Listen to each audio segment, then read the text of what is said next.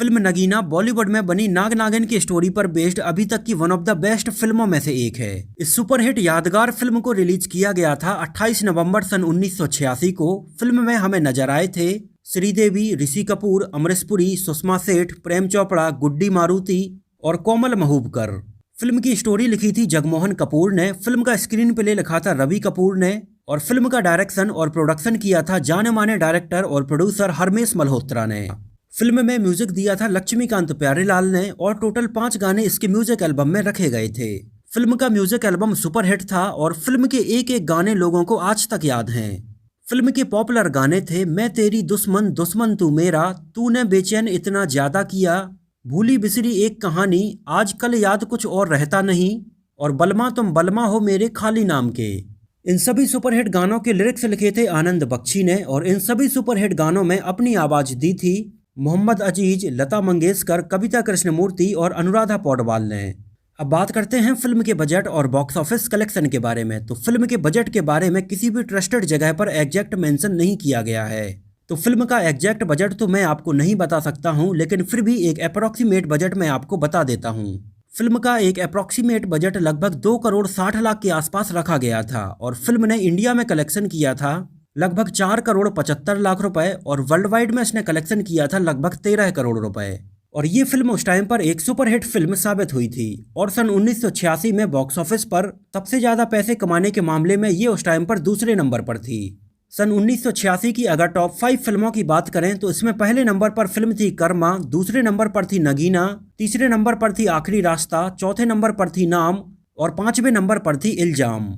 और फिल्म नगीना को IMDb पर 6.5 आउट ऑफ 10 रेटिंग मिली हुई है। तो अब बात करते हैं फिल्म से जुड़े बहुत सारे अननोन फैक्ट्स के बारे में। फिल्म नगीना श्रीदेवी जी के कैरियर की one of the finest performance में से एक है, जिस फिल्म में हमें श्रीदेवी जी की दमदार परफॉर्मेंस देखने के लिए मिली थी। फिल्म में अपनी आंखों के मूवमेंट और उनके डांस स्टेप्स ने फिल्म में अपने इस नागिन वाले किरदार को एकदम जीवंत कर दिया था। हालांकि एक टाइम पर फिल्म में लीड एक्ट्रेस के रोल के लिए श्रीदेवी के पहले जया प्रदा को अप्रोच किया गया था, लेकिन इस फिल्म की स्टोरी उस टाइम पर आ रही नॉर्मल फिल्मों से बहुत अलग थी और ये पूरी की पूरी नाग और नागिन की स्टोरी के ऊपर बेस्ड थी। एक्चुअली जया प्रदा को सांपों से बहुत ज्यादा डर लगता था और फिल्म में उन्हें एक नागिन का किरदार प्ले करना था।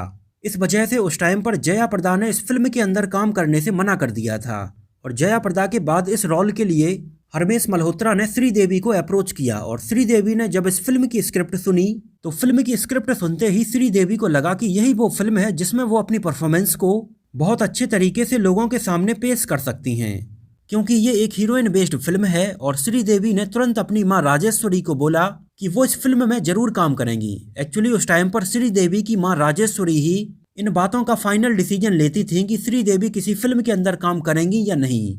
और उनकी मां राजेश्वरी ने भी श्रीदेवी को बोला कि वो अपनी फिल्म नगीना के लिए ज्यादा फोकस करें और अगर दूसरी फिल्मों की वजह से उनका फोकस फिल्म नगीना में डिस्टर्ब होता है तो वो उन दूसरी फिल्मों को चाहें तो कैंसिल भी कर सकती हैं। और इस तरह से श्रीदेवी ने अपने आप को फिल्म नगीना में काम करने के लिए तैयार किया और फिल्म के सीन्स को शूट करने के लिए श्रीदेवी को अपनी आंखों में नीले कलर के कॉन्टैक्ट लेंस भी लगाने पड़ते थे, जिससे कि उनकी आंखें काफी हद तक एक नागिन के जैसी दिखाई दें। एक्चुअली उस टाइम पर आंखों के ये कॉन्टैक्ट लेंस बहुत अच्छी क्वालिटी के अवेलेबल नहीं होते थे। इस वजह से फिल्म के सीन्स को शूट करते टाइम पर इन लेंस को काफी लंबे समय तक लगाने की वजह से श्रीदेवी की आंखों में काफी जलन होने लगती थी और फिल्म की शूटिंग खत्म होते होते तो श्रीदेवी की आंखों में इतनी ज्यादा प्रॉब्लम होने लगी थी कि लास्ट में जाकर उन्हें अपनी आंखें एक डॉक्टर को दिखानी पड़ी थीं और डॉक्टर ने श्रीदेवी को बोला कि वो ज्यादा लंबे समय तक अपनी आंखों में इन कॉन्टैक्ट लेंस का यूज ना करें, क्योंकि अगर वो लंबे समय तक ऐसा करती हैं तो उनकी आंखें आगे चलकर खराब हो सकती हैं।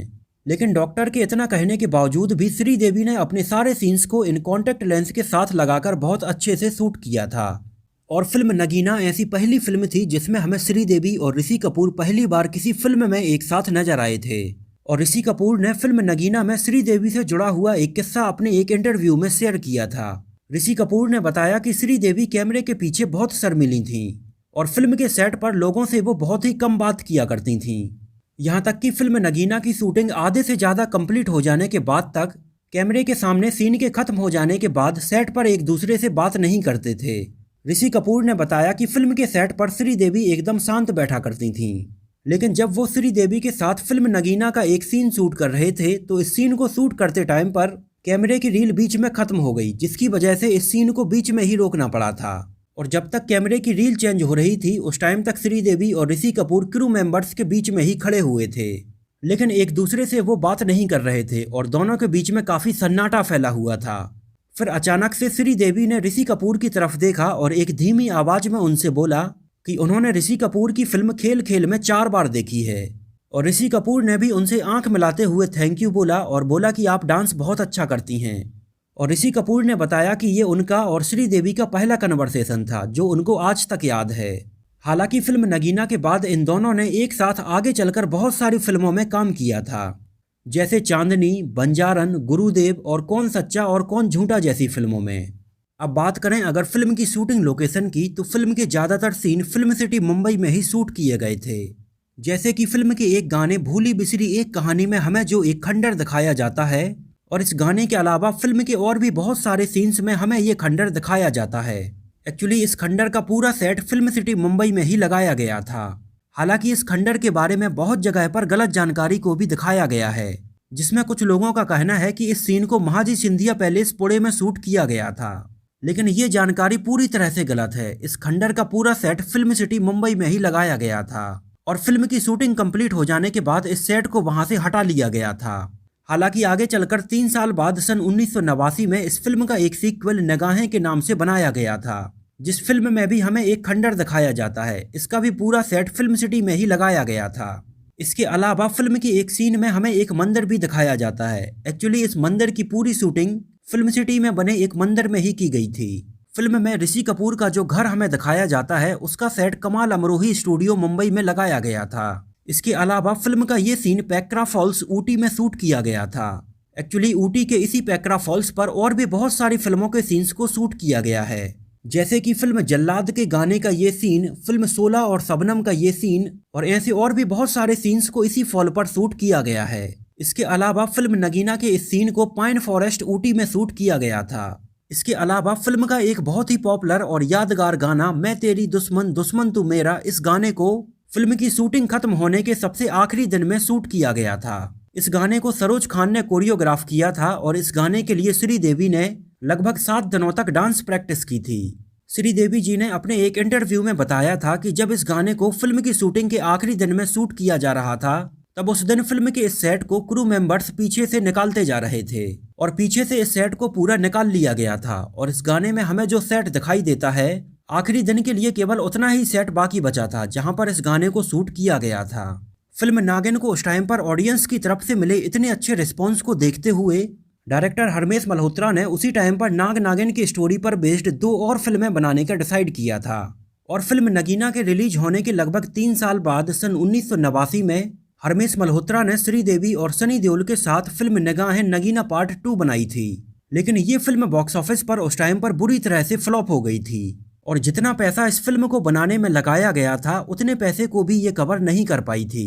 और ये देखते हुए हरमेश मल्होत्रा ने इस सीरीज की तीसरी फिल्म नगमे को बनाने का प्लान कैंसिल कर दिया था। आप लोगों को ये फिल्म कैसी लगी थी हमें कमेंट में जरूर बताइए। और अगर ये वीडियो आपको पसंद आया हो, मेरी मेहनत आपको पसंद आई हो, तो इसको प्लीज लाइक करके मुझे इस बात का जवाब जरूर दीजिए। और नाग नागिन की स्टोरी से जुड़ी अगर आपकी कुछ बचपन की यादें हैं तो हमें कमेंट में जरूर मेंशन कीजिए।